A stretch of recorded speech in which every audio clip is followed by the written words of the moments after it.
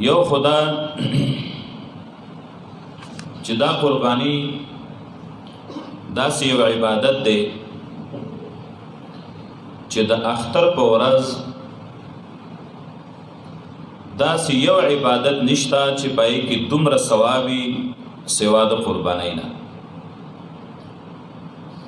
که یو سړی د دې قربانۍ پیسې په جماعت کې ولګوي، مدرسه کې ولګوي، غریب له ورکی، د دې ډبل ورکی، هم د غاړه نه خلاصېږي، دی به ضرور قرباني کوي چې کله صاحب نصاب او قرباني په واجب وي.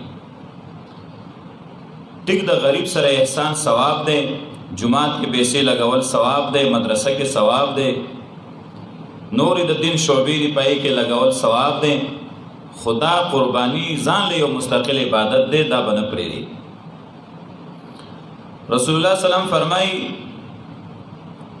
عائشہ رضی الله عنها روایت دی چې نبی علیہ السلام ویلي دي د اختر په ورځ باندې ابن آدم اس یو عمل داسې نه کوي چې هغه الله ته ډیر محبوبي د ساروي د وینې د تویولو نه، چې ساروی حلاله او د هغې نه وینه بهیږي، دا چې الله ته څومره خوند ورکوي، دومره د اختر په ورځ یو عبادت د دې نه قیمتي نشته. نو چې دا الله ته دومره خوښ دی نو د قربانۍ والا له به څه میلاویږي. نو نبی علیہ السلام وایي وَإِنَّهُ لَيَأْتِي يَوْمَ الْقِيَامَةِ فِي فَرْشِهِ بِقُرُونِهَا وَأَشْعَارِهَا وَأَزْلَافِهَا. دا د قربانۍ څاروی دی به د قیامت په ورځ باندې راشي، لَتَأْتِي يَوْمَ الْقِيَامَةِ. د عمل نامې په هغې تله کې هغې فرش کې به وغورځولی شي، هغه ښکر د هغې هغه د ویښته او د هغې هغه خپې چې دا خلک اکثر غورځوي، دا به هم د هغې په قربانۍ په هغې تله کې اچولی کېږي، د نیکو اعمالو په تله کې اچولی کېږي. د دې دا وینه چې کومه ده، دا چې ته څاروی حلالې دا وینه بهیږي. وَإِنَّ الدَّمَ لَيَقَعُ مِنَ اللَّهِ بِمَكَانٍ قَبْلَ أَن يَقَعَ مِنَ الْأَرْضِ. دا د دې ځمکې د تویدو نه مخکې د الله رب العزت په دربار کې د قبولیت په مقام کې رسېدلي.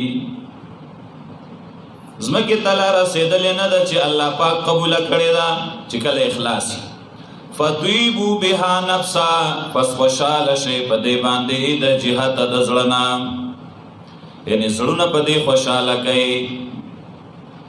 نو دا خو ډېر وزني شی دی که نه، دا به ټول ستا د نیکو اعمالو په تله کې. بل حدیث کې راځي، صحابو تپوس وکړه چې یا رسول الله ما هذه الاضاحی، اے د الله رسوله دا موږ چې قربانۍ کوو نو د دې قربانو بنیاد څه شی دی او د دې اجر او ثواب څه شی دی، دا قرباني دی څه شی. د الله نبي ورته وایي چې سنت ابیکم ابراهیم صلوات الله وسلامه علیه، دا ستاسو د نیکه حضرت ابراهیم علیه السلام سنت او طریقه ده. او هغه اوس مختصر وخت د ویلو واقعه نه ده. لومبه د دې قربانۍ ایجاد ابراهیم علیه السلام کړو او د خپل بچی دا لالولو نه کړو. الله ورته ویلي چې بچی دې حلال کا، دا په کومه ورځ چې زمون قرباني کومه چې زمون د اختر ورځ ده، دغه ورځ د ابراهیم علیه السلام هم د اختر ورځ وه، او په دې ورځ باندې هغه په خپل بچی باندې په همدغې ټایم د نور ختو نه وروسته چې دی نو چاړه کېښودې وه. دا ډېر لویه فلسفه دی کې پرته ده. هغه عمل الله ته دومره خوښ شو، هغه اخلاص الله ته دومره خوښ شو چې الله پاک وفرمایل چې د انسانانو په ځای ځکه چې انسان غوښه خوړلی کېږي نه، او انسان الله عبادت له پیدا کړی دی، هغه الله حلالولو له نه دی پیدا کړی.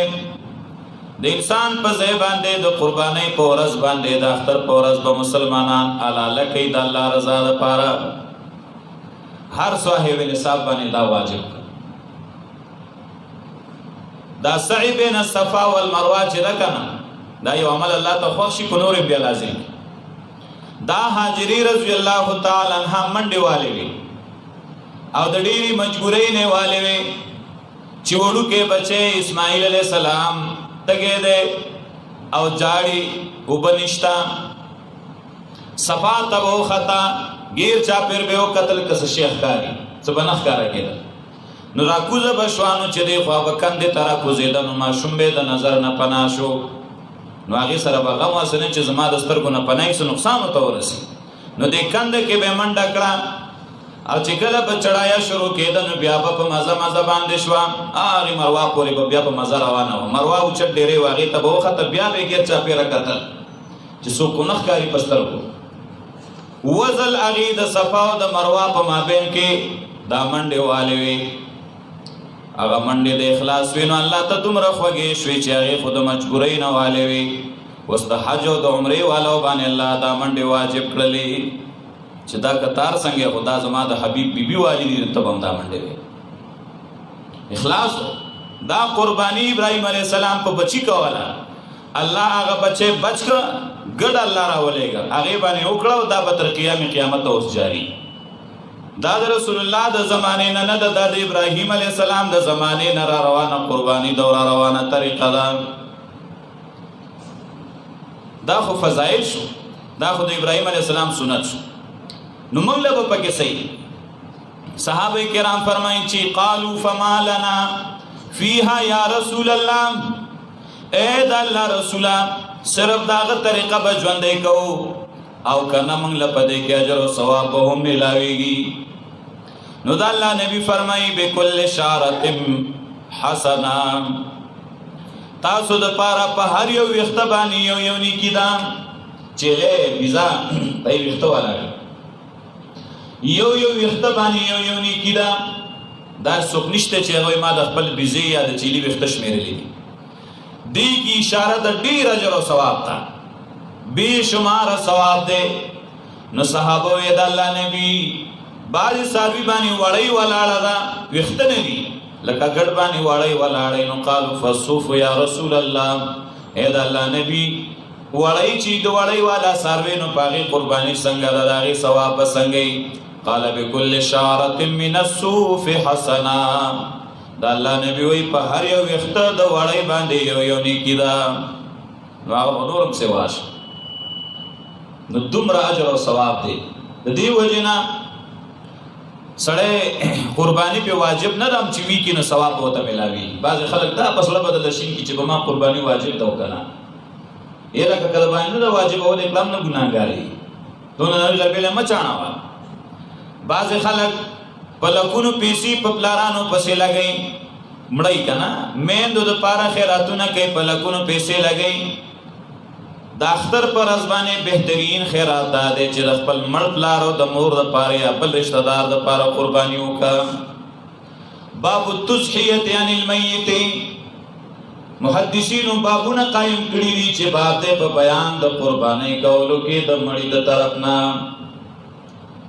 اعلاء السنن کې علامه ظفر احمد عثماني رحمت الله علیه باب قایموي او حدیث راوړي چې د مړي د طرف نه قرباني صحیح ده ځکه چې حضرت علي رضی الله تعالی عنه چې دی هغه به دوه قربانۍ کولې. یو قرباني به د خپل ځان د طرف نه کوله او یو قرباني به د رسول الله صلی الله علیه وسلم د طرف نه کوله چې د دې ثواب رسول الله ته ورسي. اوس هم امت له جایز دي مستحب دي چې چاله الله وس ورکړی نو دې یو قرباني ځان له وکړي او چې د مور او پلار دپاره کوي هغې دپاره د نورې وکړي یو د رسول الله صلی الله دپاره وکړي. ډېر ثواب دی. د هر څه نه دې کې ډېر ثواب میلاوي. الله والله اوس هغه ضروري خبرې ځکه چې ټیم دومره نه وي که نه ضروري خبرې. اوله خبره دا ضروري ده چې اخلاص دې ته مه ګورئ چې قرباني ونه کړمه نو بیا به خلک وایي مړه وګوره دې سجدې ته ظالم ته وګوره قرباني ونه کړه. ښه ډېر خلک دي ګورئ زکاتونه نه ورکوي او قرباني خو په شوق کوي ځکه زکات خو پټ شی دی چاته نه معلومیږي او قرباني خو بیا خلکو ته دی ښکاري نو اخلاص نه وي خلکو ته ښودلي هر عمل چې للهیت پکې نه نو هغه کې ثواب نشته دی. لن ينال الله لحومها ولا دماؤها ولكن يناله التقوى منكم. الله پاک فرمایي چې اچري نه رسیږي الله ته غوښې د قربانۍ ستاسو او نوینې د دی، لیکن رسي الله ته تقوا او پرهیزګاري ستاسو نه. اصل شی اخلاص دی. انما يتقبل الله من المتقين. یقینا قبل الله د متقیانو نه.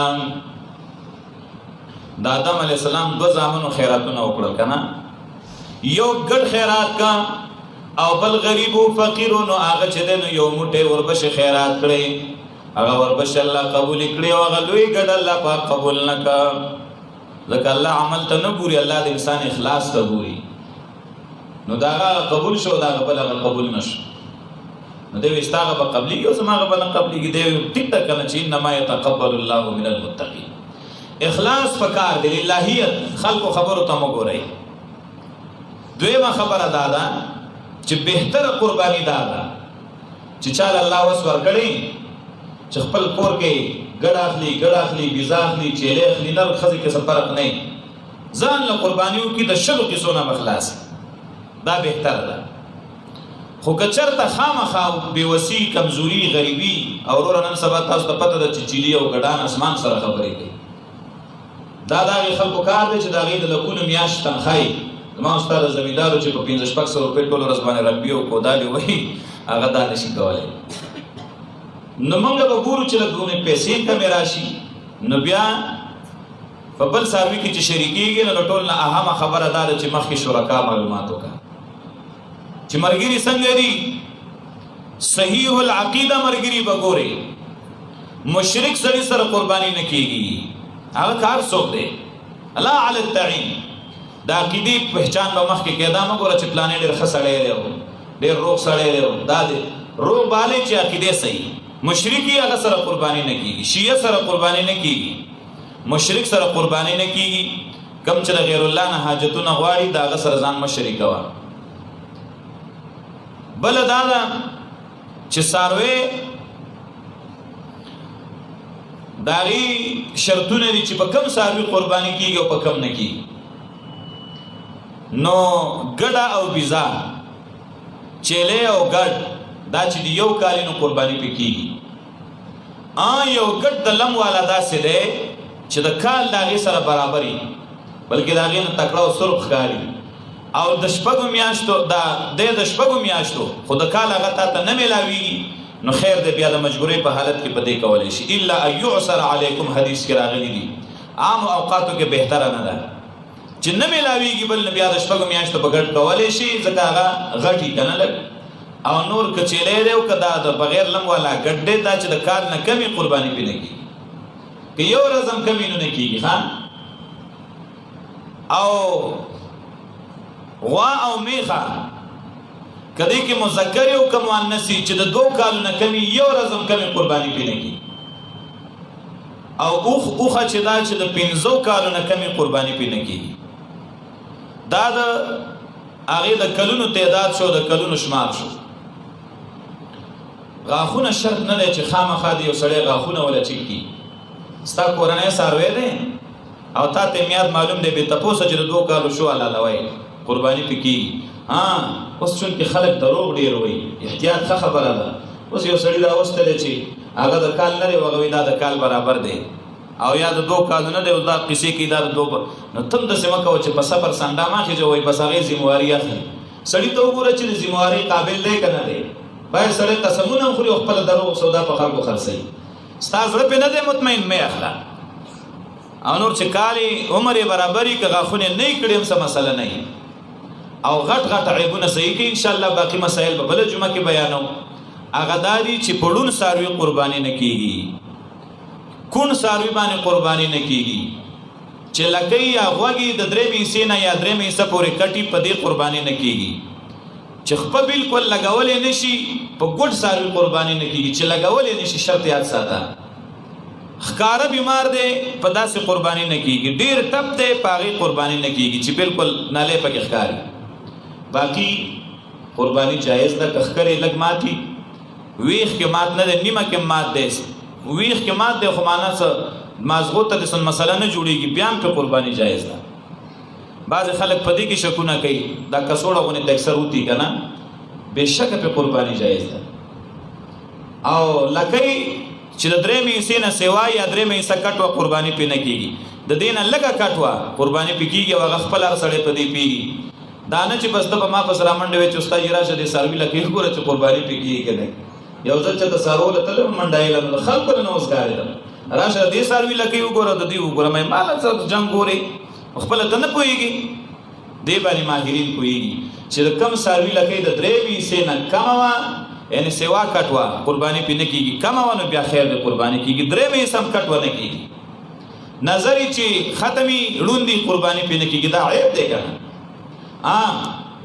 درېمې حصې نه نظر لږ کم دی، قرباني صحیح ده، درېمې حصې پورې کم دی نه کېږي، درېمې نه سوا کم دی نه کېږي. او فقهاو د هغې طریقې ښودلي دي، څاروی به ښه وږی کړي او دا سترګه به له یوه وتړې، روغه سترګه که نه، اول به لنده وتړې او هغې ته به ګیا وخوځېد، په هغې هلته نه ستا هغه لاس کې ګیا صحیح کړو، د غوږونه یې درته راسه رانیغ کړل، پوه شه چې نظر یې هغه ځای نه کار وکړ، کوم ځای نه چې تا ته غوږونه نیغ کړل، بیا به له هغه ځای نه هغه ځای به ناب کړي، بیا به له دا روغه سترګه وتړې او دا بله سترګه به له چې دی نو پرېږدي او بیا به ورته ګیا خوځې، نو تا ته به پته ولګي چې نظر څومره کم دی. که د یوې سترګې نظر هم د درېمې حصې نه سوا کم وي نو قرباني پرې نه کېږي. غوږ چې کټ وي د درېمې حصې نه سوا قرباني پرې نه کېږي، کم وي قرباني پرې صحیح ده. اهمه خبره چې دې ته د چا خیال نه دی، د غوا چې دوه تایونه کار نه کوي وچ دي قرباني پرې نه کېږي. شتور وایي ولا شتور فقها وایي، شتور هغې ته وایي چې نیمه غولانځ یې وچوي، نو د کمې غوا چې دوه تیسم دي او دوه بند دي کار نه کوي، دا عیب دی، دې باندې قرباني نه کېږي. یو ته صحیح دی خراب دی او درې صحیح دي قرباني پرې صحیح ده، اکثر له حکم د کل دی. او بیزه خو دوه تی ده، نو شتور هغه ده چې یو ته خراب شي نو نیمه شوه که نه، نو د بیزې چې یو ته خراب وي یو ته سم دی قرباني پرې نه کېږي، ځکه د هغې نیمه غولانځ وچه ده. نو لہذا دې خبرو ته ډېر خیال وکړئ. باقي نور مسائل دي خو انشاءالله بله جمعه کې به که ژوند د هغې تذکره کوو. الله رب العزت دې د صحیح علم او صحیح عمل را نصیب کړي. واخر دعوانا الحمدلله رب العالمین. دا یو خبره په دې ورسره واورئ. اکثر خلک د غاښونو باره کې رابطې کوي چې د څاروي غاښونو څنګه مسله ده. نو غاښ که د یو څاروي پرېوتی، یو پرېوتی، دوه پرېوتي او اکثره غاښونه یې روغ وي، ځان مړولی شي نو دا عیب نه دی، قرباني پې جایز ده. او که بیخي داسې ده که نه چې ځان هم نشي مړولی نو بیا پې قرباني نه کېږي. چې ډېر غاښونه شته او لږ غورځېدلي دي، بېشکه قرباني صحیح ده.